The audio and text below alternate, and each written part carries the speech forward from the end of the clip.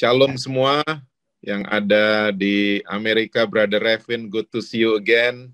Yes, ya, nggak nyangka juga ada baby di sini. Bianca, halo, good morning. Ada Maya tuh juga. Oh, hai Maya, apa kabar? Ya, senang sekali pagi hari ini saya lagi berada di Surabaya, diundang pelayanan di kota ini. Dan luar biasa sekali saya bisa ada di Zoom ini bersama dengan saudara-saudara. Dan untuk saudara yang belum kenal saya namanya Jesse Lantang, tadi sudah disebut sama Brother Revin. Papa saya orang Manado, ibu saya orang India. Makanya saya jadi seperti ini mukanya. Ya, istri saya 1, anak saya 2, dan saya masih bekerja. Dan lewat pekerjaan saya, Tuhan mengirim banyak orang untuk saya bisa layani mereka. Dan kebanyakan yang dikirim sama Tuhan adalah orang yang aneh-aneh. Kalau saudara pengen tahu aneh-anehnya mereka seperti apa, mereka ada yang gay lah, ada yang lesbian lah, ada yang keluarganya berantakan lah, dan lain sebagainya. Tapi saya melihat satu hal, ternyata Tuhan Yesus yang kita sembah adalah Tuhan Yesus yang punya fokus sama masa depan seseorang. Dia nggak peduli serusak apapun masa lalu seseorang, Tuhan Yesus kita itu selalu paling mahir memulihkannya. Amin, saudara. Oke, mungkin karena kita baru udah lama nggak ketemu dan ada yang baru jumpa dengan saya mesti cerita sedikit. Sebagai seorang pria yang salah satu hobi saya adalah pergi ke supermarket. Supermarket for me adalah stress release. Saya kalau udah penat gitu di tempat pekerjaan, saya selalu pergi ke supermarket. Oke, just to see all the goodies. Ya, untuk ngelihat warna-warni, barang-barang dan lain sebagainya. Kadang-kadang saya cuma mau beli satu item, saya mesti keliling semua gang sampai akhirnya landing di kasir. Ya, harus lihat dulu semuanya, baru bayar gitu loh. Jadi supermarket buat saya adalah hal yang sangat-sangat menyenangkan. Nah, yang saya mau cerita buat saudara-saudara semua begini. Sebelum pandemi, saya selalu kalau beli Blue Band yang 2 kilo, Blue Band, margarin. Itu selalu di Lotte Wholesale. Nggak tahu Brother Revin masih tahu apa enggak? Kayaknya udah nggak tahu ya. Ya, Lotte Wholesale zaman dulu itu Makro namanya. Ya, sekarang jadi Lotte Wholesale. Nah, Blue Band di Lotte Wholesale ini harganya 95.000, kadang-kadang naik 100.000. Ya, beda sama di Lotte yang bukan wholesale. Karena Lotte yang bukan wholesale, Blue Band yang 2 kg itu bisa mencapai 120.000. Cukup signifikan perbedaan harganya. Nah, setelah pandemi sampai hari ini, saya udah nggak pernah lagi ke Lotte Wholesale, karena hari ini saya kalau beli Blue Band yang 2 kilo, itu selalu lewat blibli.com. Ya, karena harganya lebih murah dan banyak promonya, kadang-kadang dikasih free ongkos kirim, kadang-kadang. Oke. Nah, gelombang online shopping ini membuat di Indonesia ada supermarket namanya raksasa, bahasa Inggrisnya giant, mulai tutup di mana-mana. Mulai tutup. Ya, di Sentul saya lihat tutup, ya, di Bali tutup, di Manado tutup, ya, dan seterusnya. Nah, the reason saya cerita seperti ini, alasan saya cerita seperti ini adalah begini. Hari-hari ini di depan mata saudara dan saya muncul banyak sekali hal-hal yang baru. Banyak sekali. Saya kalau bacakan listnya saya, kita bisa duduk sampai malam di Zoom ini. Ya, karena banyak sekali hal-hal baru yang bermunculan depan mata kita. Saya kasih contoh beberapa aja ya. Zaman dulu jeans robek dibuang sama mama saya. Zaman sekarang ya jeans robek dijual, harganya mahal, banyak pula yang beli. Oke. Zaman saya dulu lulusan universitas dibilangnya anak baru. Zaman sekarang lulusan universitas dibilangnya ancaman baru. Oke. Zaman dulu orang kalau masuk ke restoran cuma minta menu. Zaman sekarang orang masuk ke restoran yang diminta adalah password. Nggak cuma menu. Ya. Kita sebelum pandemi kita selalu mengumpul sama orang positif. Hari ini kita mengumpul sama orang negatif. Ya. Sebelum pandemi kita kalau bersin di depan umum kita diberkati banyak orang. Bless you gitu. Ya. Coba sekarang berani-berani bersin depan umum. Ya, kalau nggak kita dikutukin satu RW, ya. So, this list could go on and on. List ini mengenai hal yang baru bisa sampai malam kita duduk untuk bahas ginian. Oke? Nah, oleh sebab itu, pada pagi hari ini, mungkin malam di Amerika, kita akan lihat apa kata firman Tuhan tentang kata yang satu itu, yang namanya baru. Oke? Saya akan bacakan buat saudara-saudara semua dari kitab Kolose pasal yang ketiga, ayat yang kelima sampai dengan ayat yang ke-10. Kolose 3 itu sesudah Kolose 2. Kolose 3 ayat 5 sampai dengan ayat yang ke-10, judul di atasnya itu manusia baru. Di Alkitab Bahasa Indonesia suka ada judul perikop ya, New Creation. Karena itu matikanlah dalam dirimu segala sesuatu yang duniawi, yaitu percabulan, kenajisan, hawa nafsu, nafsu jahat, dan juga keserakahan, yang sama dengan penyembahan berhala. Semuanya itu mendatangkan murka Allah atas orang-orang durhaka. Dahulu kamu juga melakukan hal-hal itu ketika kamu hidup di dalamnya. Tapi sekarang buanglah semuanya ini, yaitu marah, geram, kejahatan, fitnah, dan kata-kata kotor yang keluar dari mulutmu. Jangan lagi kamu saling mendustai karena kamu telah menanggalkan manusia lama serta kelakuannya dan telah mengenakan manusia baru. Saya suka banget sama istilah yang digunakan Rasul Paulus. Yang terus-menerus, oke, saya ulang ya, yang terus-menerus diperbaharui untuk memperoleh pengetahuan yang benar menurut gambar haliknya. Nah, saudara mesti tahu bahwa kata baru sebenarnya diambil dari dua bahasa Yunani. Yang pertama namanya adalah neos. Neos kalau diterjemahkan ke bahasa Inggris artinya adalah news. Bahasa Indonesianya berita. Dan berita ini adalah baru yang hanya satu kali. Saudara pasti sudah tahu gini ya. Berita tuh barunya cuma sekali. Kita nonton berita hari Jumat, nontonnya hari Sabtu, ya. Kita semua pasti komentarnya sama, oh itu berita kemarin, udah viral kok. Saya udah forward ke grup sebelah. Kita pasti semua komentarnya sama. Dan ini adalah konsep baru yang hanya satu kali. Dan gak cuma berita. Sepatu baru, waktu saudara pakai, dia gak baru lagi. Dia lecet bawahnya, dia keinjek temen, dia kena air hujan, dan lain sebagainya. Mobil baru keluar dari showroom, harganya langsung drop 30%. Ya. Saudara yang senang di dapur, apel baru, saudara belah jadi 2. Saudara diemin 1 jam. Dia mulai melewati proses oksidasi. Ya, yang tadinya warnanya broken white, after 1 hour, tiba-tiba warnanya jadi kecoklat-coklatan. Dia nggak baru lagi. Ya, nah, yang saya sebut-sebut ini barusan, ini semua adalah hal yang baru, tapi hanya satu kali. Oke? Nah, sayang banget. Banyak banget orang Kristen di Zoom ini, 20 orang ini enggak tapi, ya. Banyak banget orang Kristen yang konsep barunya ini hanya satu kali. Sayang banget. Makanya banyak orang Kristen, kita ngerasa baru. Kita ngerasa baru waktu kebaktian Natal kan. Baru ngerasa baru. Kebaktian tahun baru ngerasa baru. Oke? Tapi sebenarnya kita nggak pernah lepas dari manusia lama. Kita cuma ngerasa aja jadi baru. Nah, ternyata Yesus datang ke dunia, dia bawa konsep baru yang berbeda. Bahasa Yunaninya kainos. Apakah kainos itu? Tadi yang saya suka istilahnya Rasul Paulus. Bahasa Indonesianya adalah diperbaharui terus-menerus. Nggak cuma sekali. Terus-menerus. Sampai kita jadi serupa dengan Kristus. Di gereja Kolose, Rasul Paulus pakai istilah, sampai kita memperoleh pengetahuan yang benar, oke, menurut gambar pencipta kita, menurut gambar haliknya. Ternyata kota baru buat saudara dan saya, ya, kota barunya surga buat kita semua, itu ternyata unlimited. Yesus gitu kan, kita sakit, kita disembuhin, oke? Kita jatuh, kita diangkat. Kita dosa, kita diampunin. Dan itu terus-menerus. Come on saudara, kita nyanyiin kok lagunya. Kasihnya Yesus selalu baru. Tiap tahun? Enggak. Tiap pagi baru. Sayangnya kita nih orang Kristen seringkali cuma nyanyiin doang, tapi nggak di-download di belief system kita. Makanya kita nggak percaya.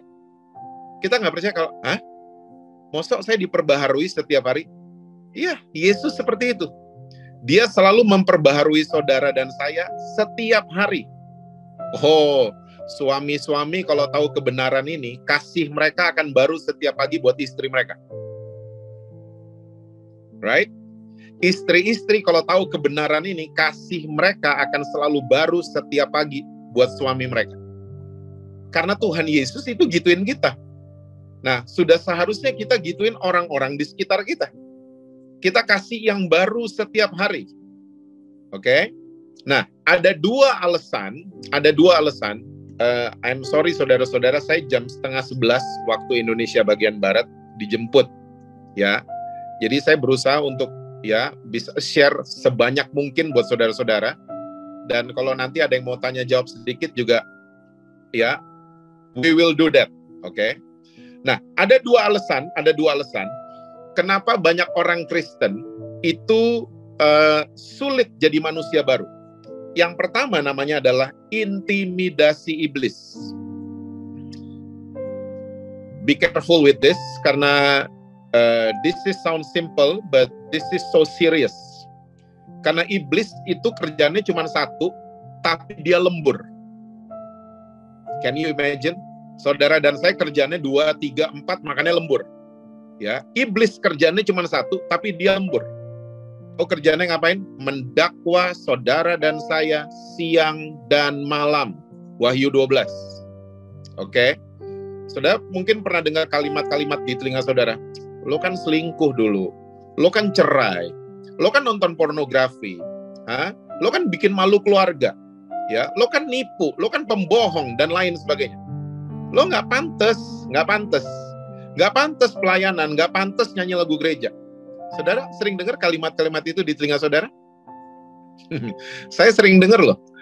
Ya, saya sering banget dengar gini-ginian. Nggak pantas, kamu nggak pantas nyanyi lagu Hillsong. Ya, kamu pantasnya nyanyi lagu Ed Sheeran. Kamu nggak pantas nyanyi lagu gereja.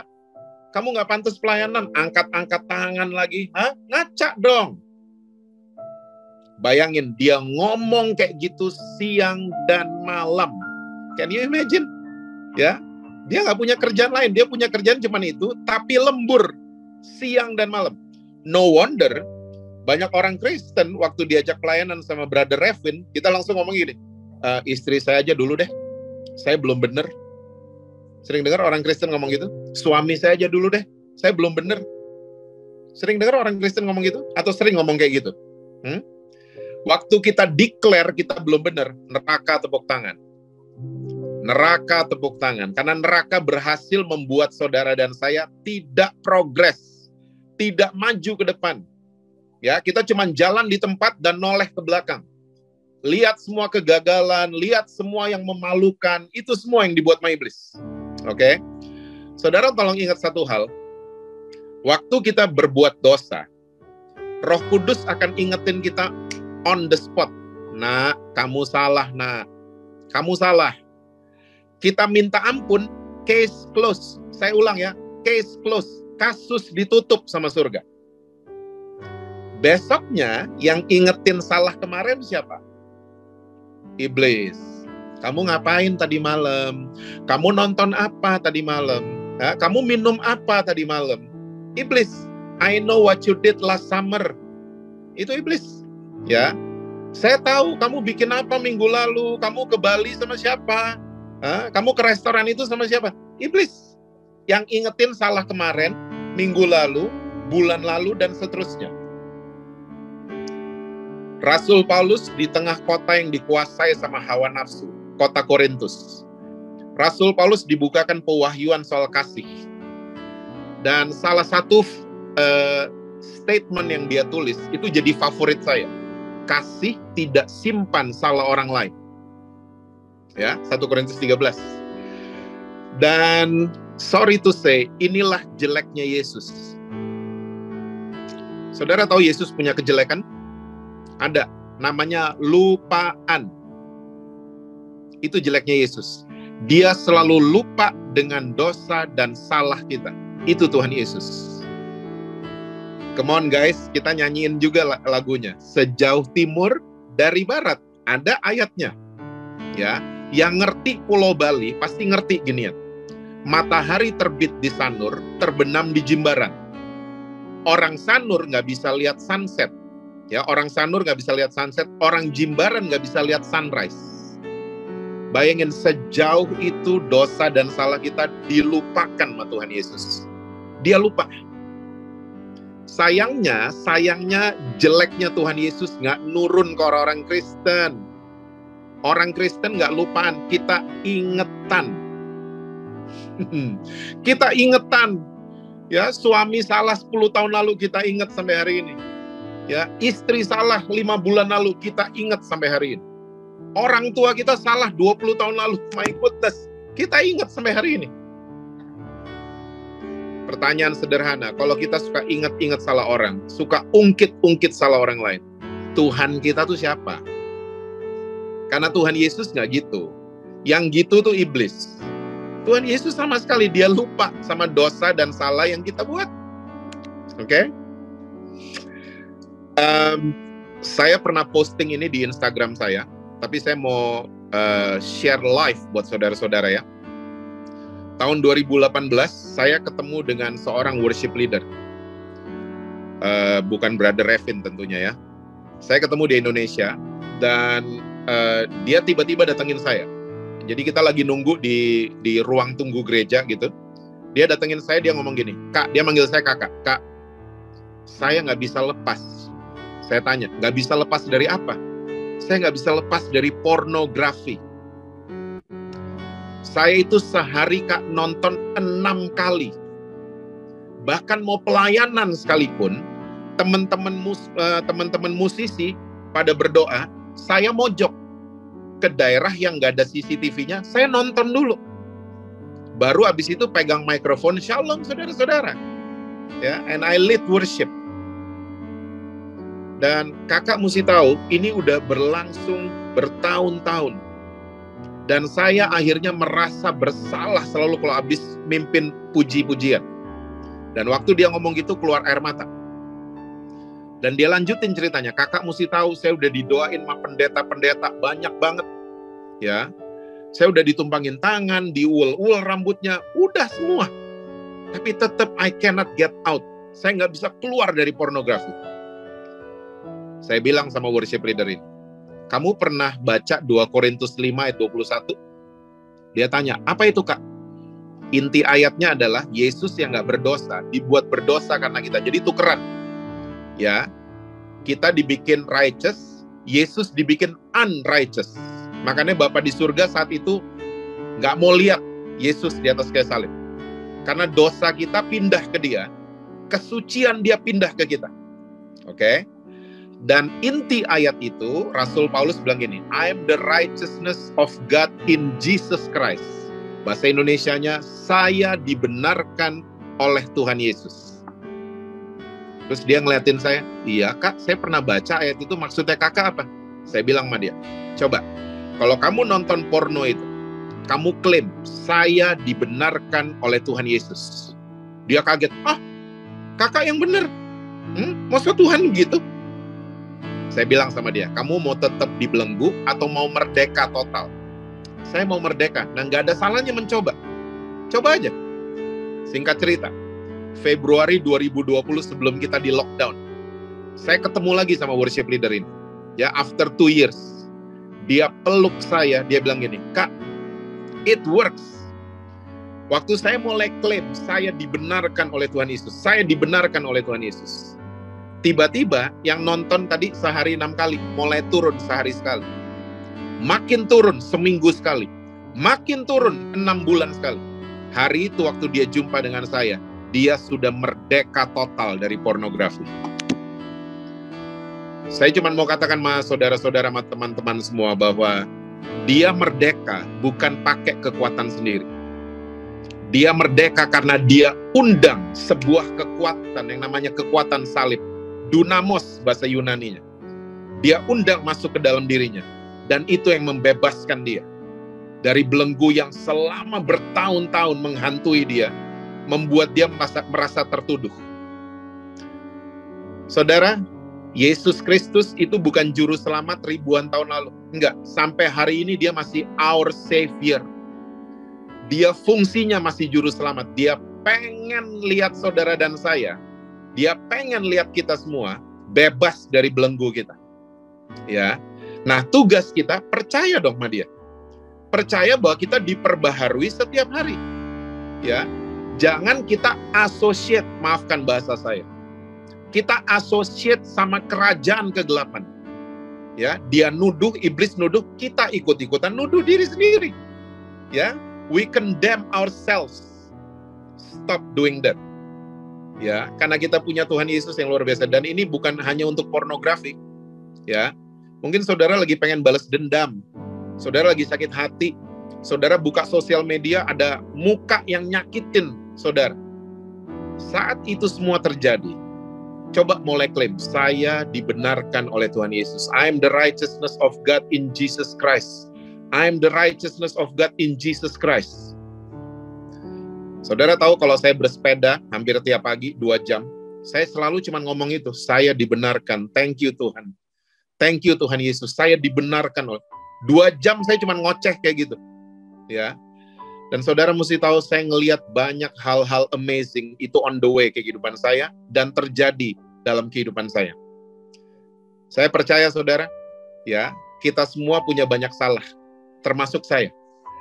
Ya, tapi please jangan nuduh kita, jangan associate with the devil untuk nuduh, condemn diri kita. Saudara mesti tahu, banyak orang ngalamin physical illness, sakit fisik. Ya, itu disebabkan karena internal konflik, bahasa kedokterannya gitu. Tapi kalau saudara baca Alkitab saudara baik-baik, internal konflik itu adalah kita menuduh diri kita. So, banyak penyakit terjadi bukan karena dosa. Saya ulang ya, banyak penyakit terjadi bukan karena dosa kita. Karena dosa sudah selesai di atas kayu salib. Saya ulang, dosa sudah selesai di atas kayu salib. Oke? Tapi yang membuat banyak orang sakit, ya, tubuh mereka sakit karena mereka condemn their selves. Ya, mereka menuduh diri mereka, saya gini, saya bikin malu keluarga, saya gini, saya selingkuh dulu, saya begini. Kita nuduh diri kita terus. Akhirnya, ingat, sel-sel di dalam tubuh kita tuh pinter. Waktu kita mulai nunjuk-nunjuk diri kita, mereka mulai, guys, yuk gathering. Ini master kita nih nuduh dirinya sendiri terus. Yuk, let's create a physical illness. Tiba-tiba makanya nggak heran orang yang suka nuduh dirinya, ya, tiba-tiba GERD, asam lambungnya naik, ya, padahal nggak kenapa-napa, ya, tiba-tiba migrain, vertigo, ya, nggak heran sampai ada yang kena penyakit-penyakit berat. Karena apa? Bukan karena Tuhan Yesus, bukan karena diri kita. Kita associate with the devil. So, jangan pernah lagi nuduh diri kita. Kalau ada penuduhan-penuduhan, ya, di telinga saudara, bilang, saya dibenarkan oleh Tuhan Yesus. Saya dibenarkan oleh Tuhan Yesus. Counter attack dong. Ya, diserang balik itu penuduhan. Jangan associate. Peace everybody. Oke? Nah, inilah yang disebut dengan good news. Kabar baik. Yesus datang ke dunia, dia nggak bawa bad news, dia bawa good news, kabar baik, yang disebut dengan Injil, ya, gospel, itu sama semua artinya, good news. Nah, please dong, kita orang-orang Kristen, kita punya digital platform, kita punya mimbar, kita punya panggung, ya, kita punya semuanya. Tapi please jangan pakai itu semua untuk sebarin bad news. Kamu gay, neraka kamu nanti. Kita suka gitu-gitu kan? Kau saudara belaga lupa? Ya? Kita suka gitu-gitu. Kamu kumpul kebo, lihat nanti toko kamu nggak laku nanti. Ya, restoran kamu pasti sepi. Ya, kita ketemu adik kita nggak ke gereja. Oh, pantas usahamu bangkrut, nggak ke gereja sih. Kita cuma sebarin bad news. Orang yang sebarin bad news membuat orang yang mendengar dua. Satu jadi takut, yang kedua jadi munafik. Muka dua jadinya. Karena apa? Dengar bad news. Oke? Coba mulai ya ngomong soal good news. Karena orang dengar good news itu berubah. Ya, ibu-ibu dengar tas LV sale 90% berubah kan? Mandi langsung, ngantre langsung. Ngantrenya 2 jam, gak peduli. Karena itu toko tas sale 90%. Yang cowok-cowok, kalau ada berita tiba-tiba Air Jordan yang klasik sale 95%. Kita ngantre. Karena apa? Kita dengar good news, kita berubah. Saudara yang tinggal di Indonesia, ya mungkin sebelum pandemi saudara masih ingat ada travel fair. Ya. Itu ngantrenya sampai kayak kaki 1000, saudara. Karena apa? Orang dengar good news.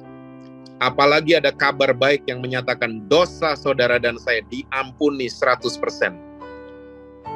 That's a very good news. Seharusnya kita berubah. Jadi tahu diri. Ya, jadi anak-anak Tuhan Yesus yang tahu diri karena dengar good news.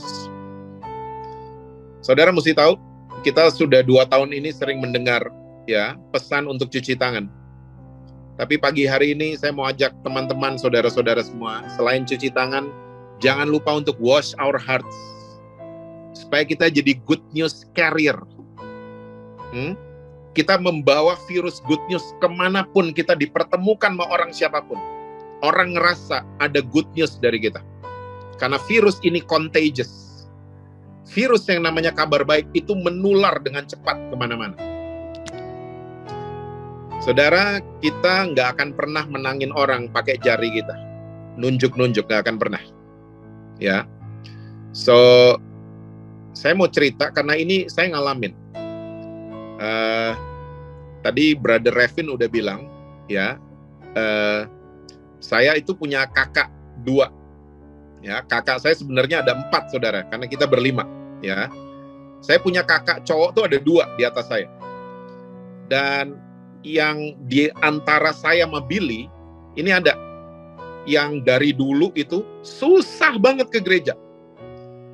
Dulu, waktu saya belum mengerti, belum belajar, belum jatuh cinta sama Tuhan Yesus, pelayanan cuman karena keharusan. Ya, saya suka hakimin kakak saya itu. Saya suka tunjuk-tunjuk dia, apalagi, kalau gua baru pulang pelayanan, pulang gereja, kita orang Kristen gitu kan, kita berasa kayak baru turun gunung, gitu kan kita gaya kita. Kita ngelihat keluarga kita yang nggak ke gereja, kita mandang rendah mereka. Oke? Nah, waktu saya dijamah sama anugerah Tuhan, saya tobat loh saudara, saya tobat setobat-tobatnya. Oke? Nah, kakak saya ini, dia punya hobi nonton konser. Nah, berapa tahun lalu dia bilang sama saya, Jess, nih Paul McCartney manggung loh di Australia. Saya tiba-tiba ngomong gini sama dia, gue ikut. Hah? Lu bukannya tim Hillsong? Enggak, gue tim Beatles juga kok. Gue ikut. Dia bingung lihat saya. Ya, dan selama konser di Melbourne itu Paul McCartney, ya, saya tahu semua lagunya. Dia bingung lihat saya. Singkat cerita, balik ke Indonesia, dia bilang lagi, Jess, ini Scorpion mau manggung di Singapura. Gue ikut. Dia makin bingung lihat saya. Ya, mungkin saudara nggak tahu ya Paul McCartney, Scorpion. I'm kidding. Ya, dia makin bingung lihat saya. Singkat cerita. Hari ini kakak saya yang satu itu, dia jadi pribadi yang jatuh cinta sama Tuhan Yesus. Dia dimenangkan bukan karena lihat Jesse dan Billy jalan di atas air. Enggak. Dia dimenangkan karena dirangkul with good news. Dirangkul. Bukan karena ditunjuk-tunjuk. So, saudara, kalau ada adik saudara, kakak saudara, siapa anak saudara, nggak mau diajak ke gereja, nggak mau diajak kebaktian, nggak usah ajak gereja, ajak makan. Ya, ajak makan. Di meja makan, dia udah mau datang ikut makan di meja makan, jangan dihakimin. Tadi kenapa nggak ke gereja? Jangan digitu-gituin. Stop bikin-bikin gitu. Ya. Dia seneng film, ngomongin film. Dia seneng bola, ngomongin bola. Dia seneng NBA, ngomongin NBA. Dia seneng apa aja. Dia seneng musik, ngomongin musik. Saya percaya janji firman Tuhan akan terjadi. 1 orang diselamatkan, seisi rumah saudara, Tuhan akan selamatkan. Inilah good news. Jadilah agent of good news. Yesus datang ke dunia. Coba kalau saudara lihat Alkitab saudara baik-baik. dia cara menangin orang, dia selalu pakai good news dulu. Baru orangnya berubah. My favorite adalah waktu dia rekrut Petrus. Ya, Petrus Lukas 4 dan Lukas 5, nanti aja saudara baca sendiri. Lukas 4, mertuanya Petrus disembuhin. Dan dia nelayan, pasti malamnya dia berangkat kerja. Ya. Dan ternyata semalaman dia lihat bad news, nggak dapat ikan, nggak dapat sama sekali. Dan dia merapat, ada Yesus pagi itu. Dan Yesus tiba-tiba ngomong ini, yuk bertolak ke perairan dalam. Kalau kemarin mertuanya nggak disembuhin, Petrus pasti ketawa dan jadi sarkastik pasti. Ngapain ini tukang-tukang kayu nyuruh-nyuruh nelayan? Tahu apa tukang kayu? Nggak ada orang nangkep ikan pagi-pagi, nggak ada. Semuanya malam sampai subuh.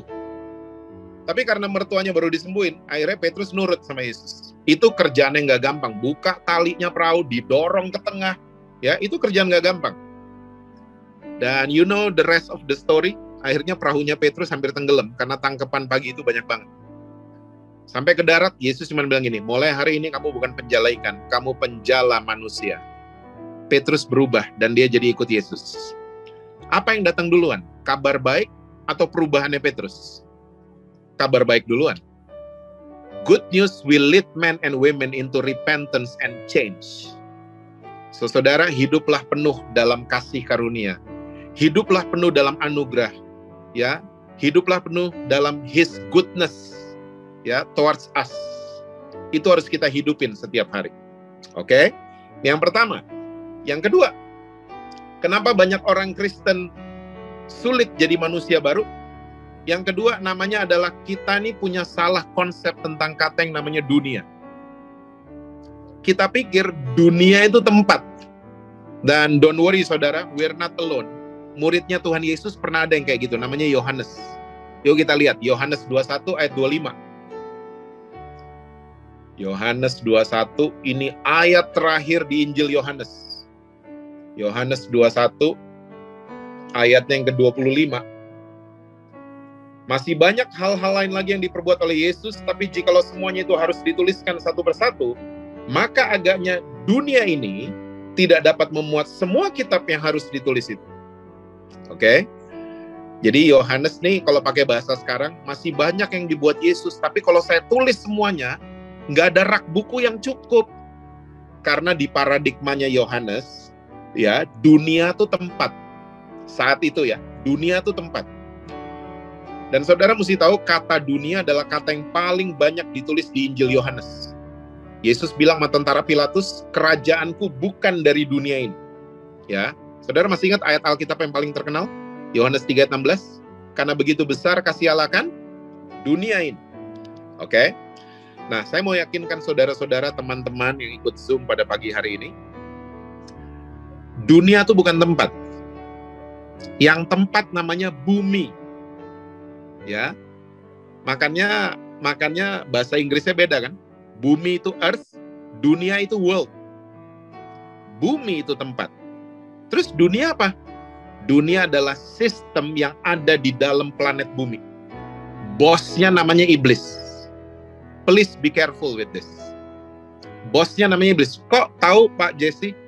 Ya, karena iblis ngomong ke Yesus waktu dia lagi cobain Yesus. Mungkin saudara ingat ceritanya. Kalau kamu sembah saya akan kasih kerajaan dunia buat kamu. Yesus digituin sama iblis. Nah, sementara bahasanya surga buat kita, itu nggak pernah pakai kata dunia. Kalau saudara baca Alkitab, saudara baik-baik. Dari kitab Kejadian, taklukkanlah bumi, bukan dunia. Ya kan? Kalau saudara mempelajari generasi-generasi baru nih di bawah kita, ya udah ada Gen Z, ada generasi Alpha, sekarang anak-anak muda, zaman-zaman sekarang. Itu ayat yang sering dipakai Pengkhotbah 1 ayat 4. Generasi yang satu pergi, generasi yang lain datang, tapi bumi tetap ada. Itu. Saudara masih ingat doa Bapa kami? Jadilah kehendakmu di bumi seperti di surga. Saudara masih ingat Wahyu 21, kita nanti akan mengalami langit dan bumi yang baru. Oke? Jadi bahasanya surga kalau ngomong sama kita itu pakai kata bumi. Nggak pernah dunia. Nah, Yohanes akhirnya berubah. Dia akhirnya tahu. Kapan dia taunya? Waktu Yesus mau terangkat ke surga. Saudara masih ingat kisah 1 ayat 8? Kamu akan jadi saksiku di Yerusalem, Yudea, Samaria, sampai ke ujung bumi, bukan dunia. Yohanes berubah di situ. That was his turning point. Dia berubah. Oh, dunia bukan tempat, yang tempat itu bumi namanya. Nah, kita semua tahu Yohanes tulis 3 kitab at the end of our Bible, di akhir-akhir Alkitab kita. Tulisannya keren-keren di situ, berubah semuanya. Yuk kita lihat ya, 1 Yohanes 5 ayat 19. 1 Yohanes 5 ayat 19, kalau saudara scroll ke atas, itu judulnya Iman Mengalahkan Dunia.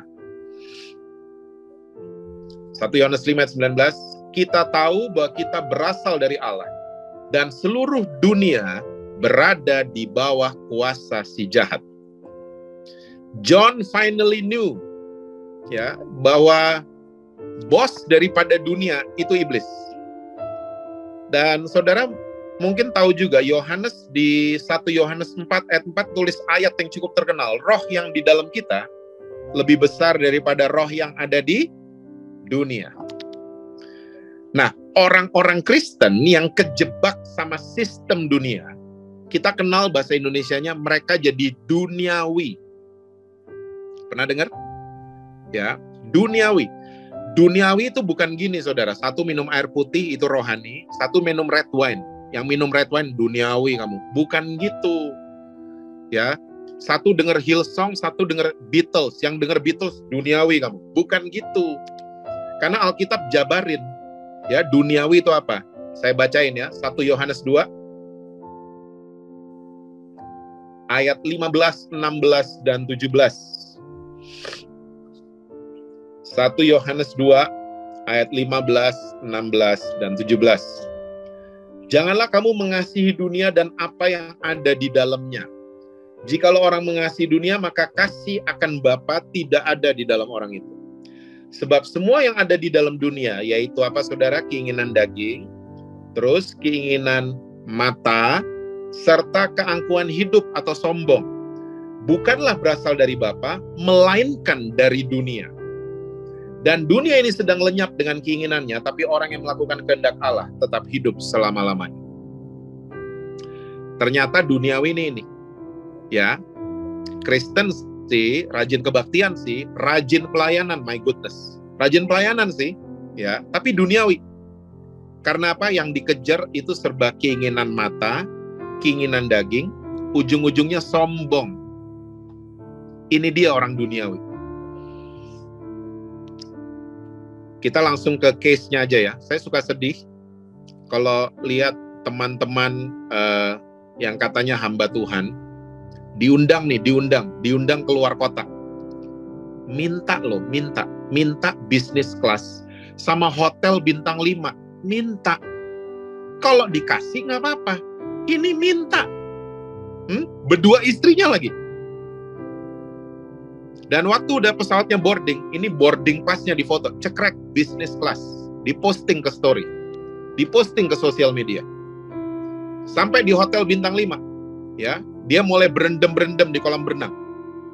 Dan dia mulai sosial media, guys, jangan lupa olahraga. Padahal dia cuma berendam, kayak kuda Nil, ya. Jangan lupa olahraga, guys, gitu. Dia cuma mau apa? Pamer. Sedih saya ngeliat gini-ginian. Ya, mau pamer. 7 tahun belakangan saya suka ngobrol sama banyak anak-anak sekolah Alkitab di Indonesia dan di luar Indonesia. Ini nggak semua ya, ini nggak semua. Please don't get me wrong. Tapi kebanyakan anak-anak sekolah Alkitab kalau ditanya, kenapa ambil sekolah Alkitab? Saudara tahu nggak jawabnya apa? Kebanyakan. Iyalah om, biar amplopnya tebel. My goodness. Saya dulu waktu ikut-ikut sekolah Alkitab, kalau ditanya, Jess, kenapa ambil sekolah Alkitab? Saya jatuh cinta sama Tuhan Yesus. Jawabnya begitu dulu, anak-anak dulu. Sekarang beda. Yalah om, karena gereja jadi business option yang menjanjikan. Ngeri banget. Kita pakai nama Tuhan untuk memperkaya diri. Mengerikan. Ya, banyak ibu-ibu di Zoom ini nggak ada. Kalau foto gitu, langsung begini. Tasnya harus di depan kamera supaya merek tasnya viral. Ya, di Zoom ini nggak ada, di Jakarta ada tuh beberapa. Ya, Padahal lengan ibu lebih gede dari paha gue. Come on. Tujuannya hanya untuk pamer. Saudara mungkin bertanya, Pak, jadi saya nggak boleh punya tas baru? Boleh ibu, boleh. Saya nggak bilang nggak boleh.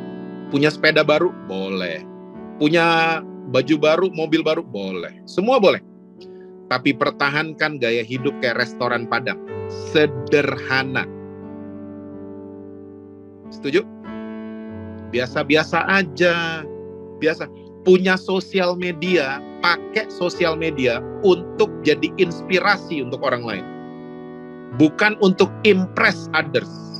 Bukan untuk pamer. Tapi pakai sosial media kita untuk inspire others. Memberkati orang lain. Dan pakai sosial media untuk promote kerjaan saudara. Produk-produk saudara, promote itu. Jangan pakai sosial media untuk pamer, please. Jangan dong. Karena gini, orang yang duniawi, akhirnya mereka sulit menaklukkan bumi. So, jangan duniawi. Coba, jangan kejar keinginan mata, keinginan daging, ujung-ujungnya mau sombong. Jangan kejar-kejar gituan. Itu semua berasal dari dunia. Nah, ini duniawi. Bukan berasal dari Tuhan. Oke? Jadi kalau keinginan mata, segala macam, coba, jangan di-entertain. Jangan di-entertain. Well, ini dua alasan kenapa banyak orang Kristen sulit jadi manusia baru. Saya percaya waktu kita lepas dari intimidasi iblis, kita melepaskan semua roh duniawi, saya percaya kita akan terus diperbaharui. Akhirnya kita jadi serupa dengan Kristus. Kita akan melihat His goodness every day. Kita akan melihat kebaikannya Tuhan, ya, kemurahannya Tuhan setiap hari. Dan saya cuma mau kasih tahu saudara, jadilah orang Kristen yang kasih lihat kemana-mana, kasih lihat ke keluarga saudara, bahwa saya disayang sama Tuhan Yesus. Jangan kasih lihat ke keluarga saudara kalau saya sayang sama Tuhan. Beda loh. Beda ya, tipis garisnya. Orang yang mau kasih lihat dia sayang sama Tuhan, itu bahasa sekarangnya kadrun. Nah dengar? Kadrun. Kerjaannya mau kasih lihat kalau dia sayang sama Tuhan. Di Alkitab udah ada. Namanya Petrus. Petrus tuh kadrun loh, zaman dulu. Ya, sebelum dia berubah total, dia kadrun. Dia selalu mau kasih lihat, mau pamer selalu. Ya, Yesus bilang anak manusia akan mati dan bangkit dari... Saya mau mati juga dong. Cuman mau kasih lihat sama teman-temannya. Gue deket sama si gondrong nih, gue deket. Di Taman Getsemani, Yesus dipegang tangannya sama tentara. Siapa yang reaktif duluan? Petrus. Dipotong, kayak kadrun beneran kan? Dipotong kupingnya Malkus.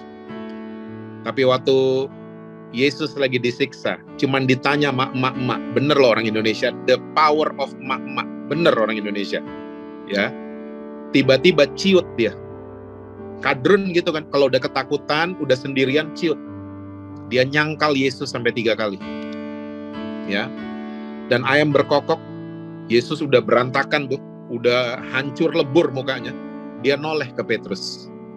Saya percaya di keadaan yang menyakitkan, dia noleh ke Petrus. Orang yang nyangkal tuh bahaya loh saudara. Nyangkal. Kita jalan sama istri ke gereja gitu, tiba-tiba orang-orang nanya, ini siapa? Ini adik saya. Nah itu nyangkal. Loh, saudara bisa bayangin nggak? Orang nyangkal tuh ngeri loh, ngeri banget. Ya, Petrus waktu ayam berkokok dan Yesus ngelihat ke Petrus. Saya percaya Yesus ngelihat Petrus with full of love. Yesus nggak liatin Petrus, awas lo ya, awas lo nanti, gue bangkit, lihat aja lo. Kalau Yesus gitu, Petrus udah nggak di sana, udah nggak di Galilea, udah pindah ke Jakarta, udah Petrus pasti. Udah nggak di sana. Akhirnya Petrus berubah. Because what? His goodness. Petrus berubah. Saudara, jadilah baru setiap hari. Mungkin satu cerita lagi ya. Boleh, Brother Evin? Saya juga udah mau dijemput nih. Wow. Saya tahun lalu kena virus, kena COVID Delta, cukup berat.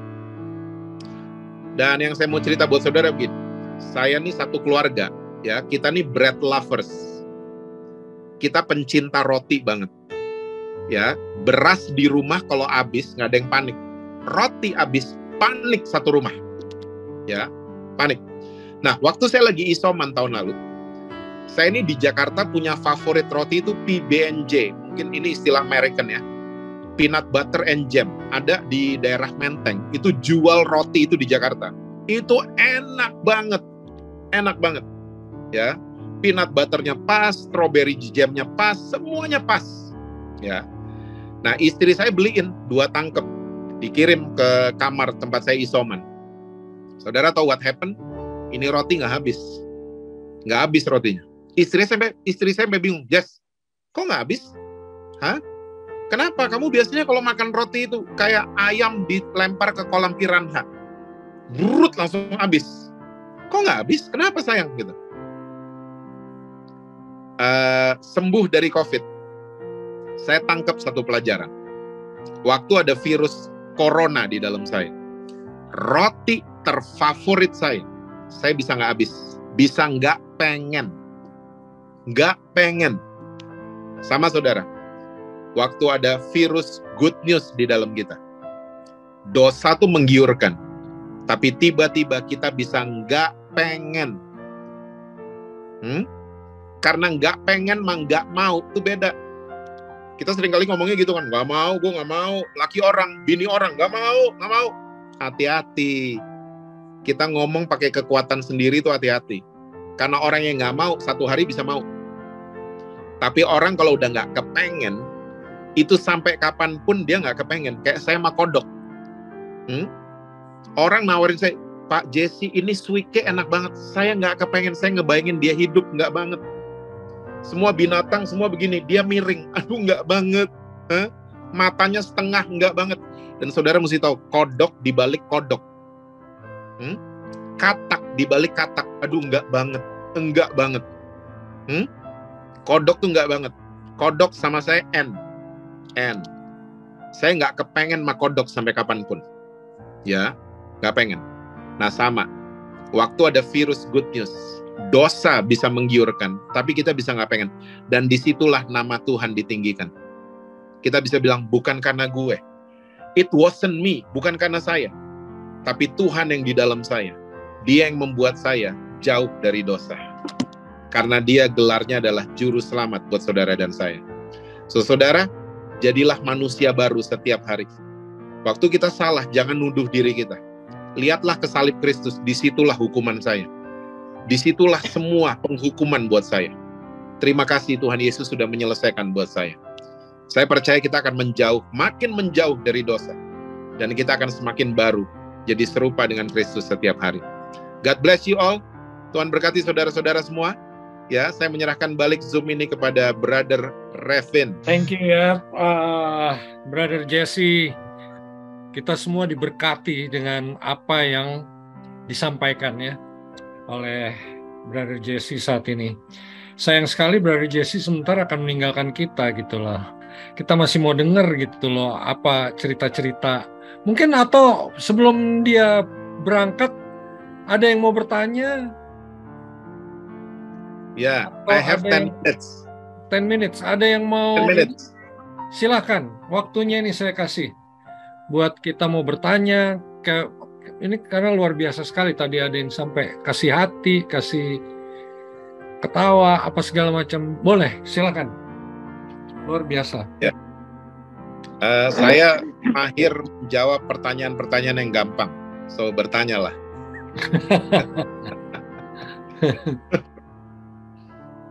Baik, mungkin dari saya. Ya, Bu Hemi. Iya, terima kasih untuk kita semua. Shalom. Tuhan berkati kita semua, teristimewa. Khusus untuk ini Pastor Jess, di mana saya sangat terberkati. Saya mau ucapkan terima kasih untuk semua yang ada di sini, bahwa saya sangat terberkati hari ini. Saya sangat apalagi dibangkitkan lagi semangat untuk lebih lagi mencintai Tuhan Yesus, karena di sini jujur saja saya terlahir dari keluarga yang memang istilahnya sih Kristen KTP gitu ya. Jadi orang tua, papa, mama, adik-adik saya, mereka tuh tidak begitu peduli dengan Tuhan, tidak begitu. Dan saya tuh seperti itu, tadi pelajaran itu kena banget ya untuk saya. sangat ini, saya selalu bilang, kok kenapa ya tidak mau ibadah, tidak mau ini, tidak mau itu. Tapi saya ingat tadi Pastor Jess bilang, kalau kita sudah melayani, kita sudah fokus dengan Tuhan, kita ibaratnya naik ke gunung ya, naik ke gunung. Jadi lihat orang yang tidak itu, ya aduh terlalu gimana ya. Puji Tuhan, saya sangat terberkati, saya berjanji semakin lagi jangan bosan-bosan untuk undang saya untuk gabung di sini karena saya sangat terberkati. Terima kasih. Mungkin itu saja dari saya. Salam kenal untuk semuanya.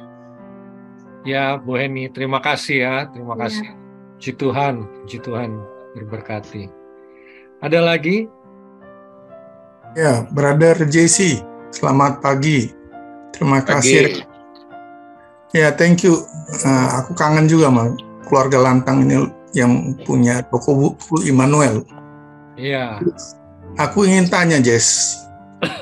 Kalau pada saat ada orang atau kami lah belum bertumbuh rohani, belum dewasa ini, lalu buat kesalahan, menjelang waktunya dia bertobat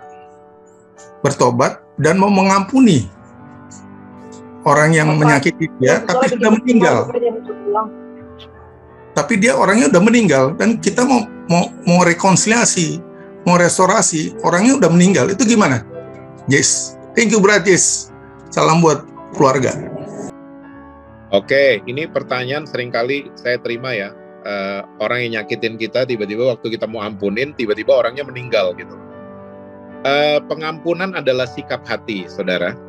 Jadi walaupun orangnya udah meninggal, yang penting hati kita tuh beres. Kita kalau inget dia, kita udah gak sakit lagi. Itu namanya kita mengalami pemulihan.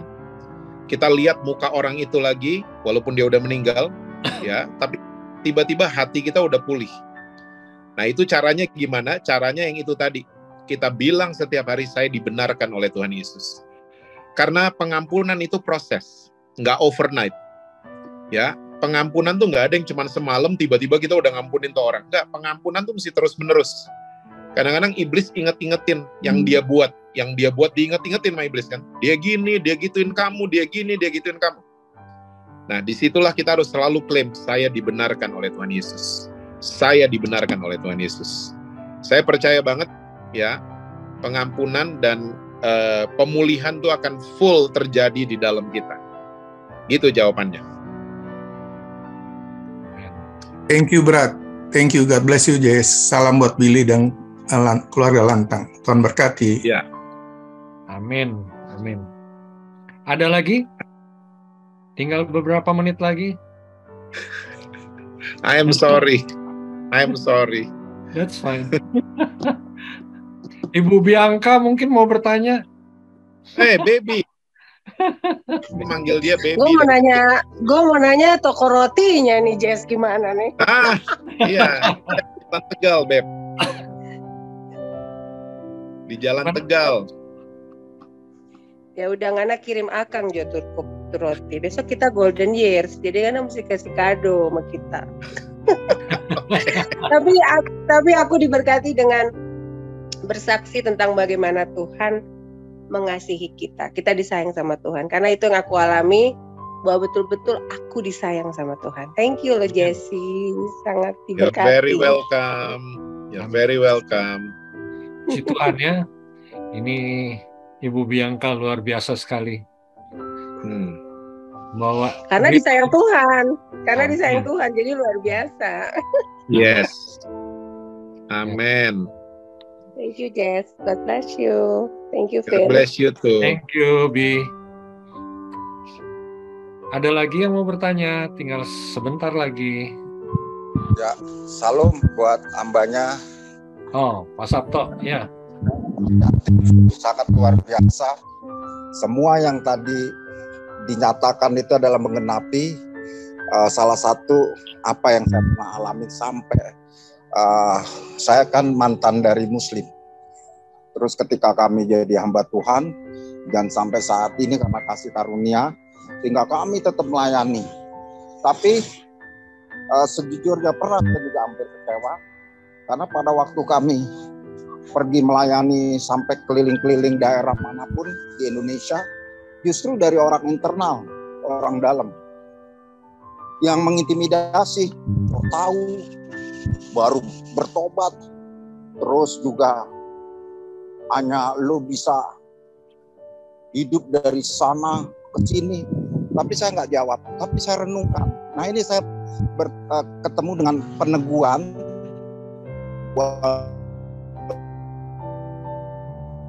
Mas Sabto hilang-hilang suaranya. Soalnya mobile ya, di mobile. Mesti berhenti dulu, mesti berhenti. Iya. Mas Sabto. Yes, Robioskop, yes. Kapan-kapan dibawa Robioskop.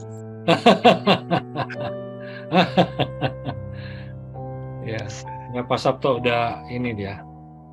Nanti Ya. bisa kembali lagi.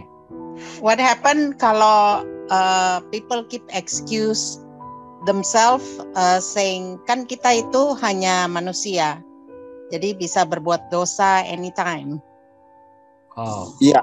Ya. Jadi terima kasih buat hambanya, diberkati, doain saya juga sebentar pelayanan di Depok, dan saya percaya saya bisa menjadi keluarga baru di dalam komunitas yang sama-sama Yesus Kristus hanya satu nama yang kita agungkan. Terima kasih, Tuhan berkati. Tuhan berkati Pak Sabto, terima kasih. God bless you Pak Sabto. God bless your Selamat ministry. melayani ya. Iya. Tadi ada Ibu, tadi tanya apa Bu? Ya. Kita ini katanya setiap kali excuse kan saya masih manusia gitu. Ya. Gimana Bu? Jadi manusia itu kan ya berbuat dosa. Gimana mau sempurna? Yes, kita semua ini adalah manusia berdosa. Saya pun manusia berdosa. Yang sempurna cuma Tuhan Yesus. Makanya kita perlu anugerah Tuhan setiap hari, Bu. Ya, termasuk saya. Kita perlu anugerah Tuhan bukan tiap minggu, bukan waktu kebaktian doang, bukan. Ya, mau masak air aja kita harus bilang Tuhan. Tanpa Tuhan nih air nggak jadi. Mesti ngembangin sikap gitu. Karena kita nih orang yang berdosa tapi dilayakkan sama Tuhan Yesus. Diganti kan tadi saya udah sebut. Diganti di atas kayu salib. Ya, dosa kita pindah ke Dia, kesucian Dia pindah ke kita. Nah, seharusnya walaupun kita masih jatuh dalam dosa, kita harus semakin tahu diri. Ya, karena kekristenan nggak pernah bicara boleh atau nggak boleh kan. Kekristenan bicara tentang tahu diri. Udah disayang, dingertiin, diterima, diampunin sedemikian rupa. Seharusnya kita tahu diri. Jadilah orang Kristen yang lebih baik setiap hari. Mau berubah, akhirnya karakter kita jadi karakter Kristus. Amen. Begitu Ibu. Thank you. You're welcome. Satu lagi. Ya, one more question. One more question. And I'm signing Boleh? off. Ya, silakan. Boleh? Boleh. Saya cuma mau tanya, gimana kita kalau kita sesama teman sama-sama melayani, terus saya bukan mau menghakimi dia ya, teman saya itu, tapi dia malah lebih, maksudnya dia sering tampil di mimbar lah, sebagai pokoknya sering tampil, tapi kalau sudah turun dari mimbar, sikapnya tidak mencerminkan sebagai waktu dia di mimbar. Bagaimana sikap saya sebagai teman? Apa saya menegur dia atau bagaimana kita mau? Maksudnya kan kalau mau tegur dia juga, dia kan sudah tahu firman karena sudah melayani. Tapi gimana sikap kita sebagai teman? Dan karena kayak bagaimana? Pokoknya nggak jadi berkat lah kalau sudah turun dari mimbar. Dia nggak jadi berkat. Terus teman-teman lain sering tanya, kalian kan sama-sama melayani, kenapa dia begini? Bagaimana sikap saya sebagai teman dan sama-sama sebagai seorang pelayan? Ini mungkin jauh dari sedikit menyimpang dari sharing Brother Jesse tadi, tapi saya mau pingin tahu ini karena sekarang sedang saya alami sekarang gimana. harus menyikapinya itu sebagai sama-sama seorang hamba Tuhan. Gitu. Oke. Ibu, kalau ibu teman baiknya dia, tegur dia dengan kasih. Kasih tahu dia dengan kasih, jangan di depan orang, tegur dianya empat mata. Ajak ngopi kek, ajak makan kek, terus ngomong pelan-pelan sama dia. Ya, itu akan membantu sekali. Karena seringkali orang-orang yang di mimbar tuh udah nggak tahu mana ya di mimbar tuh mesti jaim, mesti jadi orang lain, dan tiba-tiba waktu turun dia tetap manusia lama tadi yang kita bahas, tetap manusia lama. So sikap kita sama, saya sering ketemu orang-orang kayak gitu, ya bukan ibu aja, saya tetap sayang sama mereka, dan kalau mereka memberikan ruang untuk saya bisa ngomong, ya tegur, saya akan menegur mereka, dan itu juga saya tidak dalam level menghakimi mereka, cuman kasih tahu aja. Oke? Kira-kira seperti itu, Bu. Thank you Pak. Thank you brother. You're welcome, Ibu. You're welcome. Guys, saya mesti Kevin, sorry banget. Oke, next time kita ngobrol ya. Yes. Pasti thank you banget, kita sangat diberkati dengan pelayanan Puji Tuhan Pastor Jesse saat ini, dan kita doakan bahwa biar pelayanannya semakin mantap ya, banyak membawa berkat buat orang-orang. Puji Tuhan, banyak teman-teman yang dari Ibu Bianca, ada Ibu Maya, Ibu Maya mungkin lagi berdiam diri. Oke, selamat melayani ya. Thank you guys.